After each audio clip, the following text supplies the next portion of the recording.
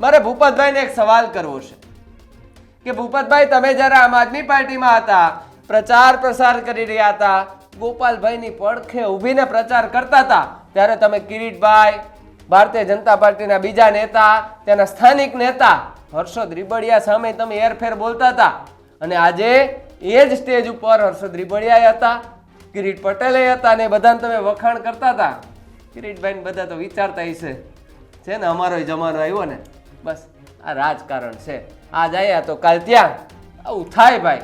પણ ભૂપતભાઈ ભાયણીની આ પ્રતિક્રિયા, અને ભૂપતભાઈ ભાયણીએ કીધું કે કોઈ પણ અધિકારી આડો હાલતો હોય તો કિરીટભાઈ પટેલ એમને માત્ર 3 મિનિટમાં સીધા કરી દે. કેટલા? 3 મિનિટમાં.